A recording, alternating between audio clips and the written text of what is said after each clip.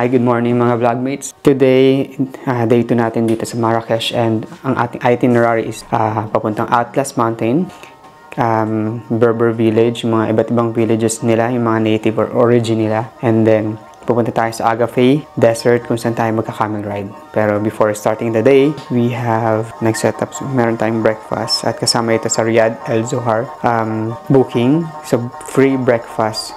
So ito yung isa sa mga nagustuhan ko dito kasi maaga sila. Pag gising ka na, ready na yung breakfast. So hindi yung kagaya ng kunyari meron kang tour ng 8 o'clock. 8 o'clock pa mag-start yung buffet breakfast. So dito, start ka agad pag gising ka na. So everyday talagang masusulit mo yung breakfast.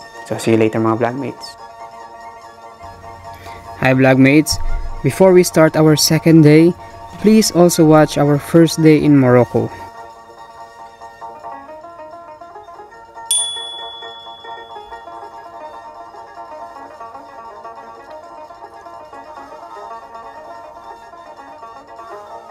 So we are here in Tahanut Market. So itong market na to, it's only open Monday, Tuesday, and Friday. So ang kwento dito, yung Tahanut Village, pumunta sila dito sa baba. Kasi yung Tahanut Village na yun nandun sa taas ng Atlas Mountain. So kita natin dito yung market nila, yung traditional market nila. May mga fruits, may mga souk, syempre souk kasi nga market. So ito yung first stop natin sa ating trip. And pag pumunta kayo sa mga souk o kaya ganito, sabihin nyo lang na no. So yung fields dito mga vlogmates, para siyang namamalengke ka sa probinsya. Ganito yung itsura. And then yung mga crops nila dito, yung mga gulay, mga prutas, tanim nila yan sa backyard nila. And yung style nila is parang rice terraces. Meron silang parang sa mountains, sa Atlas Mountains, meron silang inano nila parang terraces yung farming nila. So hindi sila masyadong nagtatanim na marami, produce nila hindi masyadong marami, pero yung mga produce nila is organic and fresh, and syempre mura dito.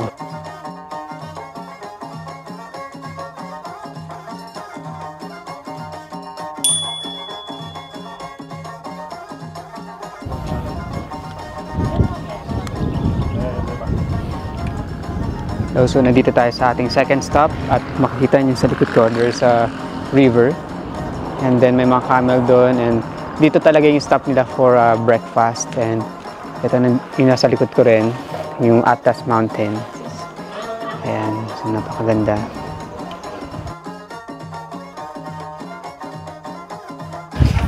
So dito sa stop na to, in-explain kung ano ba yung argan oil. So, and kung saan nakukuha. So nakukuha yun sa savage tree na only can be found here in Morocco. And yun yung sinasabi nilang tree of life.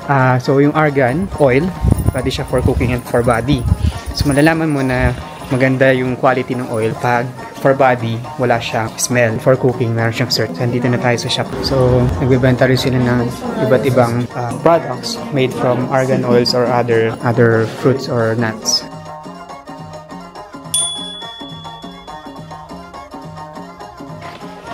So dito na tayo sa Imlil. We-start na tayo ng hike and trek foothill ng Atlas Mountain. So pupunta na natin yung mga villages na nandito. And ang lamig ng hangin. Akala ko mainit. Yung mga vloggers sa ganda. So nandito tayo sa Imlil village. So in-explain na ng aming tour guide na most of the houses here, they use yung stones. And ito yung mga rugs nila. So these carpets. So dito sa daanan na to, may mga donkey, may mga horses na dumadaan. And yun nga yung mga bahay made from makakapal na rocks. Kasi nga, yun yung nag-insulate sa kanila from heat and from the cold. Kasi dito, yung Imlil, yung name is galing sa, pag tinranslate mo siya sa English, white. Kasi itong part na to, nag-i-snow dito kapag winter. So itong parang kanal nila. Ito yung source ng water nila na galing sa mountain from the snow.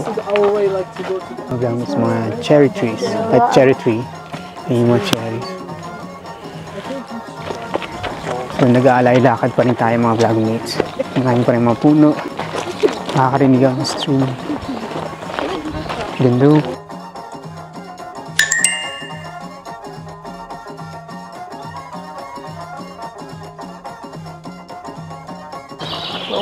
And you see this tree as well? Yeah, there are holes.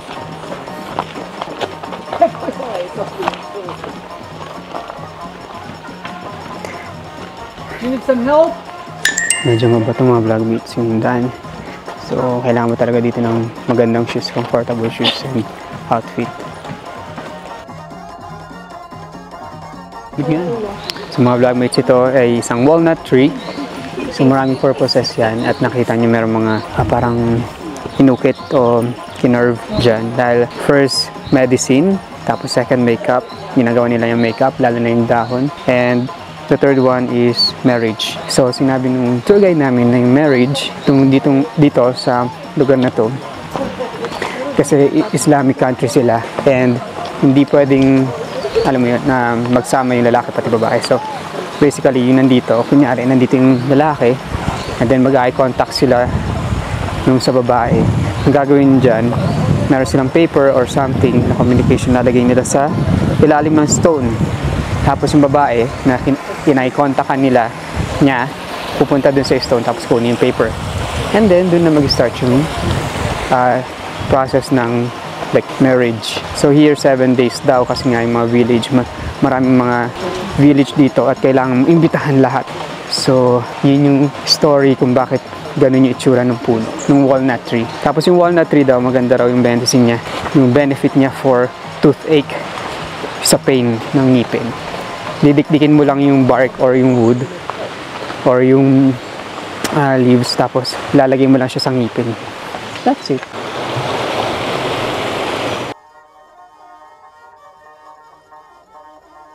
Lalakad pa rin tayo at nakakita tayo ng mga stream, ng mga falls. Kung naririnig nyo sa background, ayan, ganda rito. Pero malamig yung hangin kasi nga bundok tapos medyo nag-i-snow, medyo may snow sa top of the mountain. So ayan, sa likod ko yung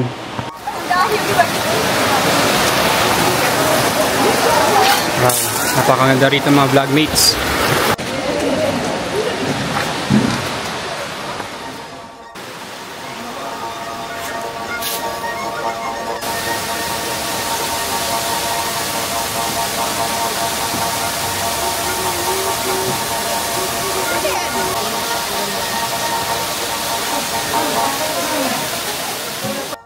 After the tiring trekking, we deserve a sumptuous meal. We headed to another village where the relative of our tour guide lives. They prepared a full meal for the group with vegetable, fruits, and of course, a vegetable tangia. Tara, kain muna tayo! Mga vlogmates, nandito na tayo sa Agafay Desert at dito tayo camel ride. I think it's already 3 PM. Pero mainit, pero hindi ganun kainit. Okay lang.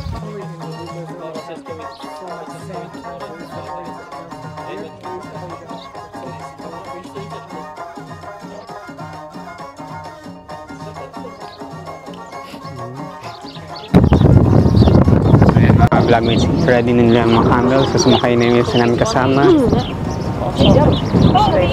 Ang lamig pa rin, no? Actually, Agafay Desert is not a real desert. They built this for tourists who want to experience camel riding in a desert without going to Sahara, which is more expensive and will require time and day. At yun nga, tapos na tayo sa ating camel ride. Sunbathing with the camels outside. Sa mga parang 15 to 20 minutes yun. And dito magpapahinga tayo. Asan si Jill? Namawala. Sure. Can I borrow this? Sorry. Thank you. Oh, sorry. Would you mind? Thank you. You can have something, please. And there's some Moroccan whiskey who has only 3. one. So Kamal has Do you remember the name of hebdomadaire when we saw normally in the soup? Yeah. I said it originally from French language, which means once time. As the population over there make the shop in Balkans. Normally the original of trade tea it's came from China. We don't have it in Morocco. So the ingredient normally that Moroccans put in this drink will make it very special. And how we put it, for example, in the glass. Just like taking the barad, this is called in Arabic barad, and we taking higher and higher just for one reason, to have the bubble in the glass. So why normally the bubble, it's one of the things that make the tea very special. Why we should have the bubble aroma. So get flavor and aroma. okay, so normally the first reason it's to know if the tea is well prepared. And for the second reason, don't forget that there's high people in the desert who loves more tea.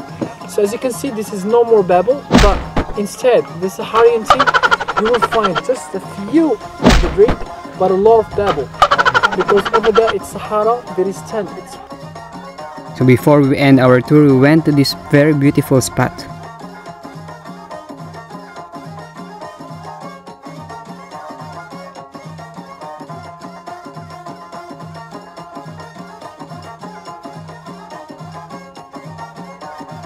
So, andito na tayo sa Medina, sa Marrakech. Tapos na natin sa ating tour. Ganito ka-busy ngayon kasi medyo hapon na. Hello, so andito ako sa rooftop ng Riyadh El Sohar. And kakatapos ko lang ng Moroccan hammam or Moroccan bath. So basically itong Moroccan hammam or hammam bath, ginagawa nila to after nila magdasal sa mosque. Pero dito, yung ginawa natin is, it's a traditional Moroccan hammam. So ito talagang communal bath. Kung sa Japan, Korea, Turkey, meron silang Turkish bath. Sa Morocco, meron namang ganito, hammam. So nag-inquire ako kahapon, and then ngayon, maganda siya kasi walk-in, and then until 9 AM. And swerte namin dahil malapit siya sa Riyadh El Sohar. So dito sa aming Riyadh. And then meron prayer. So dahil Islam, maraming majority Islam dito, so meron talagang prayer na ganyan, mga vlogmates. Okay, itong hammam, pagpasok kasi magkahiwalay, kasi nga dahil sa religion magkahiwalay yung babae at yung lalaki. Yung sa hammam, bago ka pumunta dun o pumasok dun sa pinakaloob, meron ka makikitang mga logs o mga kahoy. So itong kahoy na to, ito yung panggatong nila para mapainit yung loob nung place, para ka magsasauna sa loob talaga. And then nag-inquire ako, most of them they can speak in French and Arabic, so nakakaintindi silang konting English, kaya medyo nahirapan ako makipag-communicate sa kanila, pero nakakaintindi naman. Pero yun nga, hindi nila ma-explain kung ano ba yung ginagawa. Okay, so to cut the story short, ang nangyari is pumunta ako doon, nagbayad ako, nagpalit ako, binigyan ako ng locker, and then syempre boxer brief lang ako. And then pinapasok ako doon sa loob, and then pagpasok mo sa loob, maano mo yung init. So doon sa wall, sa ceiling, sa floor, makita, mararamdaman mo yung init talaga. And then syempre communal siya, talagang sa traditional communal siya, so maraming tao. Doon meron lang isang tao na nandun nung time na yun. And then pinahiga ako, tapos binasa ako ng warm water, and then meron silang binigay na parang sabon, soap na ang alam ko yata yung black olive or something, pero magre-research ako, ilalagay ko dito kung ano yun. And then yun, sinabunan ako sa harap, and then sa likod. Pinahiga ako, and then pinadapa ako, tapos magantay ka talaga ng 5 minutes. Pero medyo natagalan sila siguro kasi inantay pa nila yung isang staff. And then after nun, pagka-apply mo, babanlawan ka nila ng warm water again. And then after nun, scrub ka nila. Meron silang pang scrub, talagang sobrang scrub, talagang parang ramdam mo na pati balat mo maalis lahat ng libag mo na maaalis, mawawala. So in-scrub nila ako sa harap, sa likod, so parehas. And then after ng scrubbing, meron ulit silang sabon. So yung sabon nilagay nila sa scrub, and then in-scrub. And then after yung part na yon, meron ng kasamang massage. Yung massage talaga hard talaga, lalo na sa paa, sobrang hard, pero masarap sa pakaramdam kasi talagang lahat ng mga muscle pain mo maalis. And then, after nun, yun na yung last part. Mabilis lang siya. Tapos banlaw ng warm water or hot water na. Talagang mainit na water na. And then, cold water. So, hot and cold. So, nun, para ka talaga nasa sauna, yung talagang experience ko nung, syempre, first time ko, yung talagang experience ko, parang kinakabahan talaga ako. And then, kasi nga talagang kulong ka eh. Sa isang ganun, isang pugon, para ka nasa pugon, ganun. Pero it's a nice experience and okay siya. Meron ding mga modern hammam pero mas gugustuhin ko authentic, traditional Moroccan hammam. Kaya yun yung pinili ko at mas mura siya. Although, masasabi ko malinis naman siya. Malinis naman yung lugar, malinis lahat. Kung maarte kayo o talagang maselan kayo, hindi yun para sa inyo. Pero kung gusto nyo talaga yung ma-experience, yung ginagawa ng mga locals, yun yung pinakamaganda. Yung hammam na yun. So, yung hammam na yun is malapit sa, malapit siya dito sa Mosque Muwasin, ang pangalan. And then, 170 dirhams yung binayad ko. And masaya yung experience ko. And ngayon, parang nakaka-refresh, tapos parang bagong gising ka, yun yung naramdaman ko. Hindi pwede kasing mag-video sa loob, kaya sinasabi ko na lang or describe ko na lang lahat ng mga na-experience ko sa hammam massage. For me, it's a must try. So kapag pumunta kayo dito sa Morocco, huwag nyo kalimutang magpamassage.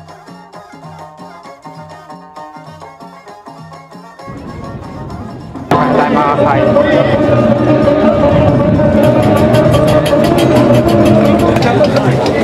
Sobrang so dito ako pumunta sa medyo konting tao. So binigyan muna ako ng starter. Hindi ko alam spicy sauce yata itong mga ito. And then bread. So that's their appetizer for starter. So titikman na natin ang tangia. Yung tangia natin. And then yung bread i-dip natin dito. Tapos ito yung mga sauce, ito yung sweet, ito yung spicy, and then pwede natin lagyan ng olives. So tikman muna natin yung meat. Tingnan natin kung anong meat ba ito. Para siyang beef. And then sobrang lambot niya kasi nga slow cook siya. And then tawag dito. Sarap. Tingin ko yung mga spices tumulong sa kanya. Try naman natin i-dip yung bread. Ayan siya. Dip natin. Masarap yung sabaw kasi yung mga juices nung meat na punta sa sabaw. Hindi siya ganun kaalat. Subtle lang yung taste niya pero hindi siya nakakaumay. Masarap yung tangia nila dito. So hello mga vlogmates, hapag natin ngayon ay snail. Alam ko French influence nila ito dahil nasakop ng France, Morocco. So titikman na natin mga vlogmates. Isa pa. Tingnan natin kung masarap. Mga vlogmates. Parang normal na suso pero meron siyang tamis at may pait. At may anghang. So yun mga vlogmates, kakatapos lang natin kumain ng escargot or snail. At masarap, okay lang. Pero mas maganda kung lagyan ng bagoong. Pero syempre wala silang bagoong dito. Ngayon ay mag-ikot-ikot na tayo. So tinake out town kasi Jill na parang gusto ko ng dessert.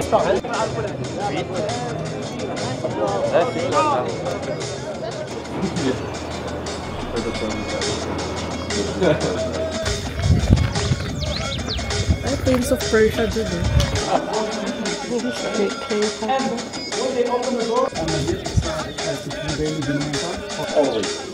sure, please, your egg.